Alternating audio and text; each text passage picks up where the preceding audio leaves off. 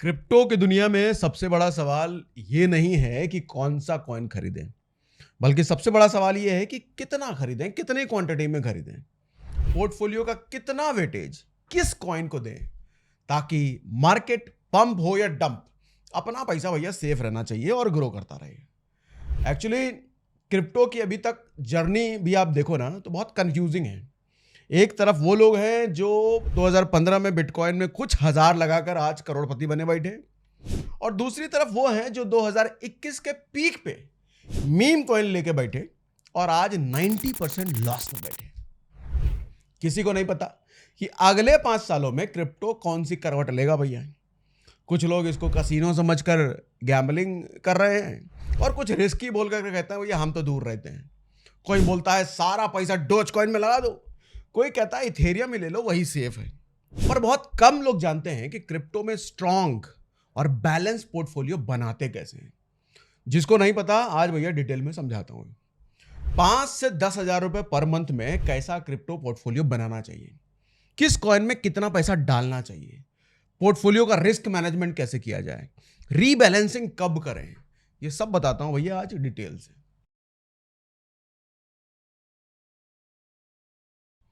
देखो सबसे पहले समझते हैं कि एक अच्छे क्रिप्टो पोर्टफोलियो का मतलब क्या होता है। अच्छा पोर्टफोलियो मतलब जिसमें रिस्क कम हो, रिवॉर्ड ज्यादा हो। 4 कैटेगरी के देखो कॉइन्स होते हैं ब्रॉडली। गोल्ड ऑफ क्रिप्टो मैं कहता हूं बिटकॉइन, मतलब बिटकॉइन को क्या कहते हैं आप गोल्ड जैसा समझ लो। क्रिप्टो की दुनिया में सिल्वर किसको कहेंगे, इथेरियम समझ लो। Large cap alt coins, Solana, BNB, XRP. Small cap alt coins, meme coins ले लो आप। अब आपका काम है इन चारों को बैलेंस करना। कौन सा इन चारों में सबसे ज्यादा जरूरी है वो छोड़ दो, कौन सा सबसे कम जरूरी है वो छोड़ दो। हमको सबको साथ लेकर के बैलेंस करके चलना है, तभी तो बढ़ेगा एक बढ़िया डाइवर्सिफाइड पोर्टफोलियो। ठीक है, ये बिल्कुल वैसे ही होगा जैसे वो लड़के करते हैं ना, 3-4 गर्लफ्रेंड लेके घूमे जा रहे हैं, 1 घंटा इस गर्लफ्रेंड को, 2 घंटा उस गर्लफ्रेंड को, और सबसे ज्यादा टाइम उसको जो सबसे बेस्ट है। हाँ, ये एग्जाम्पल के लिए भैया, आप क्या करते हो उसको छोड़ दो। उसी तरीके से क्रिप्टो में कॉइन की क्वालिटी के हिसाब से उसमें पैसा लगाना चाहिए। हाई क्वालिटी कॉइन में ज्यादा पैसा, रिस्की कॉइन में कम। अब आप में से कुछ सुस्त लोग होंगे जिनके पास इंस्टाग्राम की रील्स देखने का बहुत टाइम है, मगर वेल्थ बनाने के लिए रिसर्च करने का टाइम है ही नहीं बिल्कुल। वो सोच रहे होंगे ये पोर्टफोलियो बनाने के भसड़ क्यों रखें भैया, सीधा का सीधा पैसा एक ही कॉइन में क्यों ना डाल दें। तो मैं उनसे पूछता हूं किस में डालोगे सारा, बिटकॉइन में। 2021 में 50% गिरा था बिटकॉइन, 2025 की शुरुआत में 25% गिर गया था। अच्छा चलो बाइनेंस कॉइन में डालोगे, 2024 में 30% ये गिरा था। पर क्रिप्टो का देखो ओवरऑल टॉप 10 इंडेक्स 2019 से 50% की दर से हर साल बढ़ा है। मतलब समझाना ये चाह रहा हूं, इंडिपेंडेंट कॉइन में जाओगे वो कब गिरेगा कब उठेगा पता नहीं, लेकिन ओवरऑल अगर डाइवर्सिफाइड बनाया है बढ़िया रहता है। फिर पोर्टफोलियो एवरेज 50% रिटर्न दे रहा है अगर आप पोर्टफोलियो लेके चलते हो, कोई एक कॉइन नहीं। जबकि सिंगल कॉइन पोर्टफोलियो किसी साल डाउन तो किसी साल ऊपर। अब अगर ऐसे में आप सारा पैसा एक कॉइन में डाल दोगे ना चाचा, और वो नीचे चला गया, तो एक ही क्रैश में आपका गेम ओवर, सारा पैसा गया ना। अब इसको ऐसे समझो कि डाइवर्सिफाइड पोर्टफोलियो बनाना एक अच्छी क्रिकेट टीम बनाने जैसा होता है। रिलेट कर पाओगे, एग्जांपल इसलिए दे रहा हूं। सिर्फ विराट कोहली पे डिपेंड नहीं रहना, हमको टीम में भैया रोहित शर्मा भी चाहिए, जडेजा भी चाहिए, बुमराह भी चाहिए। एक डाइवर्सिफाइड पोर्टफोलियो आपको फ्लेक्सिबिलिटी देता है, मार्केट के मूड के हिसाब से एडजस्ट करने का फ्लेक्सिबिलिटी। जब मार्केट ऊपर हो जाए ऑल्ट कॉइन में शिफ्ट कर लो पैसा, जब मार्केट क्रैश हो स्टेबल कॉइन में पैसा डाल दो। ये रीबैलेंसिंग होता है, ये सब लेके चलना है। अब स्टेप बाय स्टेप सुनो। अच्छा पोर्टफोलियो बनाने टाइम कौन सी चीजें ध्यान में रखनी चाहिए सुनिए। पहला, अपने गोल्स और रिस्क टॉलरेंस को पहले ही सेट करो। देखो जब रोड ट्रिप पे हम जाते हैं ना, तो एक डेस्टिनेशन डिसाइड पहले ही हम कर लेते हैं, और उसी को तो मैप पे लगाते हैं ना, हम गूगल मैप पे लगाया भैया हमको यहां जाना है। और अगर नहीं करोगे तो मैप में मनाली के बजाय आप मुरादाबाद पहुंच जाओगे चाचा। वैसे ही पहले ये डिसाइड करो कि आप क्रिप्टो में क्यों इन्वेस्ट कर रहे हो। लॉन्ग टर्म वेल्थ बनाना है, रिटायरमेंट प्लान कर रहा है, या बस शॉर्ट टर्म के लिए मजे लेने हैं भैया। और कितना रिस्क ले सकते हो ये भी जरूरी है। देखो डेटा ये कहता है कि 70% बिगिनर्स इन्वेस्टर्स जो क्लियर गोल नहीं रखते, फोमो में गलत कॉइन्स खरीदते हैं और लॉस में पैसा डुबा देते हैं। अब दूसरी बात, डॉलर कॉस्ट एवरेजिंग समझो, स्ट्रैटेजी अपनाओ इसको डॉलर कॉस्ट एवरेजिंग की। क्या होता है ये समझाता हूं। हर महीने फिक्स्ड अमाउंट इन्वेस्ट करते रहो, चाहे मार्केट ऊपर हो या नीचे हो। अगर आपका बजट है कि भैया 5,000 रुपये मंथली हमको क्रिप्टो में लगाना है, तो हर महीने 5,000 के कॉइन्स खरीदो ही खरीदो, जैसे म्यूचुअल फंड की एसआईपी में करते हो। इस स्ट्रैटेजी से लॉन्ग टर्म में अच्छे रिजल्ट मिलते हैं, क्योंकि मार्केट का उतार चढ़ाव ना अपने आप आपके फंड को एवरेज आउट कर देता है। महंगी चीज सस्ती हो जाएगी और सस्ती चीज बैलेंस हो जाएगी।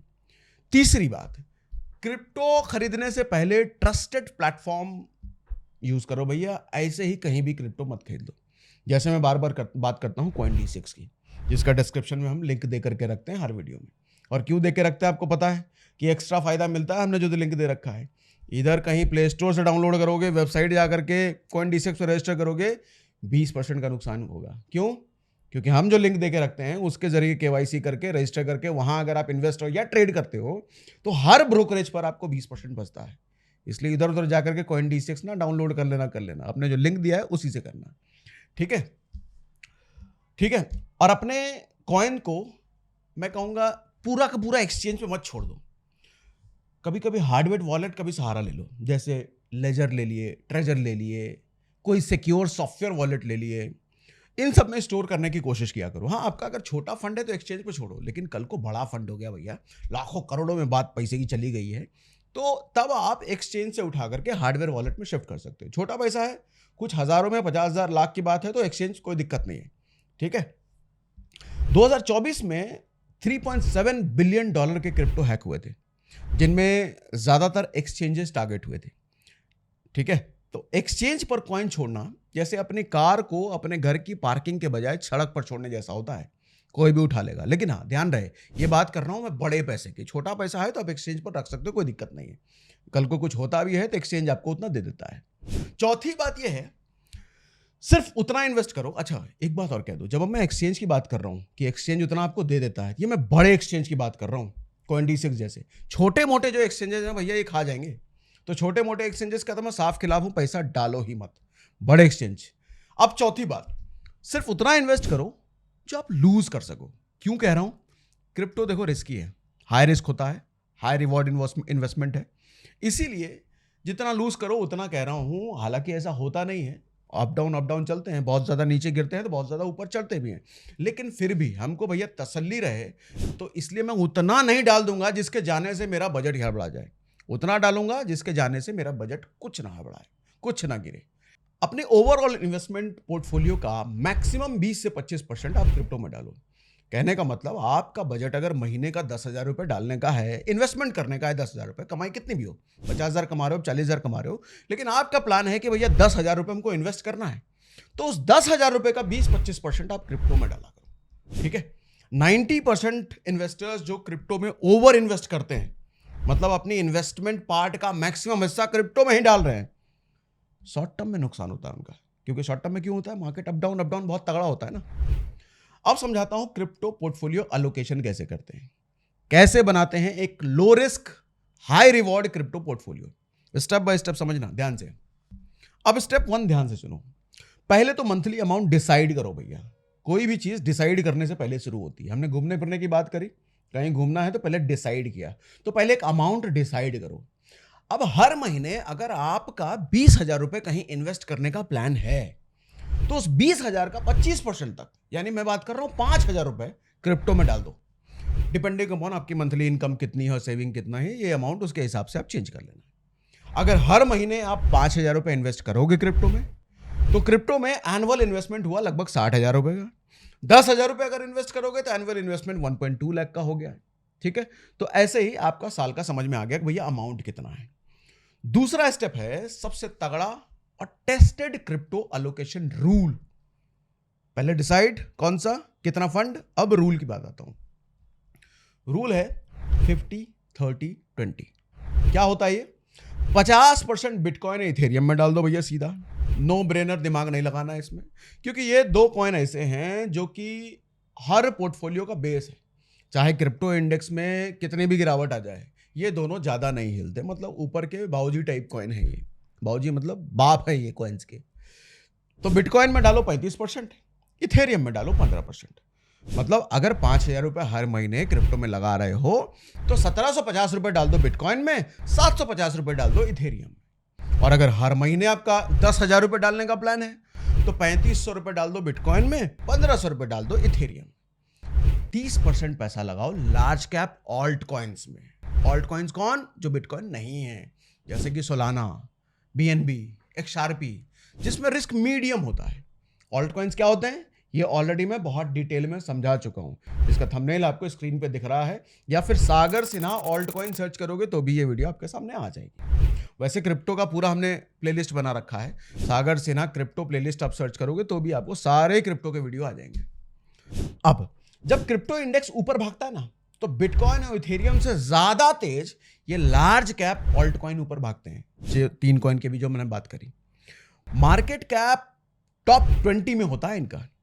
मतलब 5,000 रुपये मंथली के हिसाब से 1,500 रुपये आप डालो इसमें।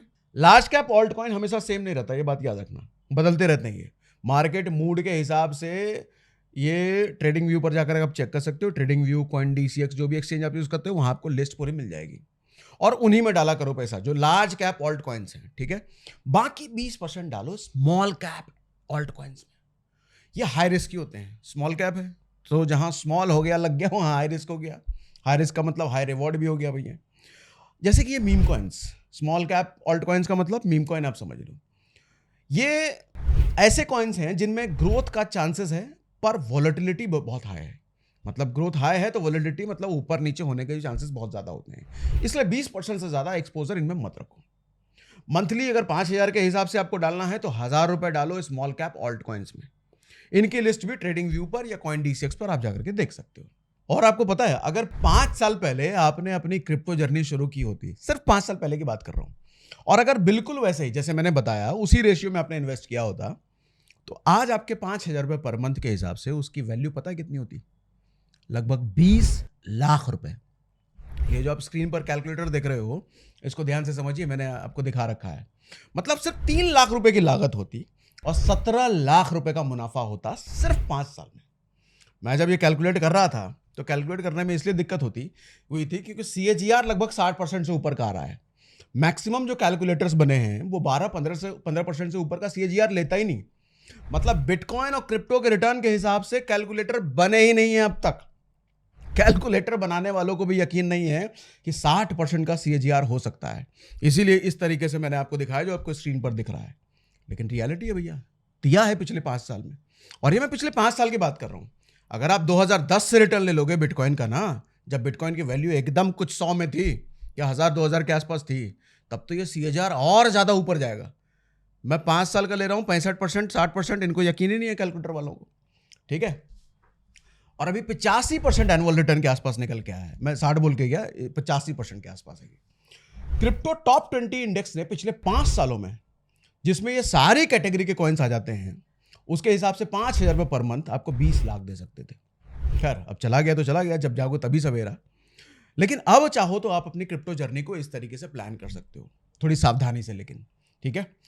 अब आते हैं पोर्टफोलियो रीबैलेंसिंग पे। एक बार पैसा लगा के छोड़ देना समझदारी नहीं है क्रिप्टो में। टाइम टू टाइम अपने पोर्टफोलियो की हेल्थ चेक करते रहो, जरूरी है। जैसे डॉक्टर करता है ना, एक अस्पताल में पेशेंट को भर्ती करता है, ग्लूकोज चढ़ा करके वो भूल नहीं जाता, हर 2 घंटे पे वाइटल्स चेक करता है वो। वैसे ही हर 3-6 महीने पे या साल ले लो, आप अपने पोर्टफोलियो को चेक करते रहो, रीबैलेंस करते रहो। पोर्टफोलियो को ट्रैक करने के लिए आप कुछ ऐप्स यूज कर सकते हो, जैसे आप खुद CoinDCX पर तो कर ही सकते हो, कॉइन मार्केट ऐप पर भी कर सकते हो, कई सारे ऐसे ऐप्स हैं। और जो कॉइन आपके 2-3 गुना हो गए हैं, ठीक ठाक आपका प्रॉफिट हो गया है, प्रॉफिट बुक करो, निकलो। जिंदगी नहीं बनाना उसमें आपको, ठीक है भैया, प्रॉफिट बुक करो, निकलो। अब आप कहोगे प्रॉफिट बुक कर लिया तो किधर डालें? अरे सिंपल, जो बड़े वाले हैं दादाजी सबके, बिटकॉइन इथेरियम में शिफ्ट करो। और अगर बिटकॉइन का ही शेयर अगर 35% हो गया है तो थोड़ा बेच के लार्ज कैप ऑल्ट कॉइन्स में चले जाओ। और जो कॉइन्स लगातार लॉस में है, भैया लॉस ही दे रहा है, इसने कभी प्रॉफिट का मुंह दिखाया नहीं हमको, उनको कट करो, हटाओ यार, लफड़ा ही नहीं चाहिए। डेटा कहता है कि जो लोग रेगुलर रीबैलेंसिंग करते हैं उनको 15 से 20% ज़्यादा रिटर्न मिलता है लॉन्ग टर्म में। इसको ऐसे समझो कि जब जिम जाते हो आप पतले होने के लिए या बॉडी बनाने के लिए, तो दसियों बार अपने आप को शीशे में देखते हो क्या आप, पर कुछ फर्क आया क्या?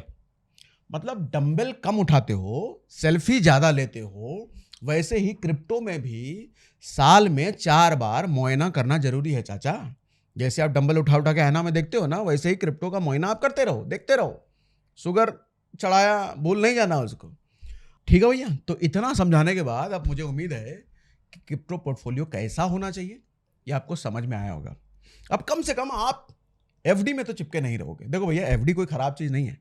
मैं बात करता हूँ उसके पास इमरजेंसी फंड बनाने के लिए एफडी से अच्छा विकल्प ही नहीं है, और हर किसी का इमरजेंसी फंड होना चाहिए।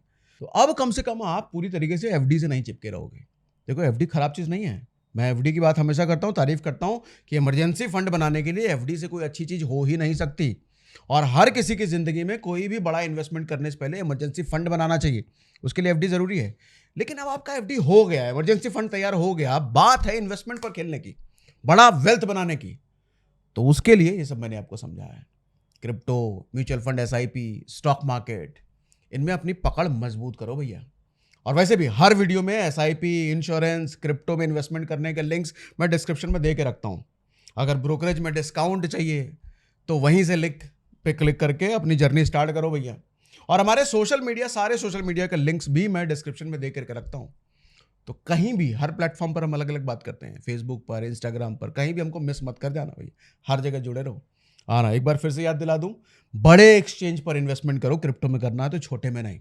CoinDesk की बात मैं हमेशा करता हूँ, इंडिया का लार्जेस्ट एक्सचेंज है वो, ठीक है। प्लस हमने जो लिंक देके रखते हैं उससे क्या फायदा होता है, 20% का हर बार ब्रोकरेज बचता है। इसलिए डायरेक्ट डाउनलोड नहीं करना, वेबसाइट पर डायरेक्ट नहीं जाना, हम जो लिंक देके रखते हैं सिर्फ उसी से करना।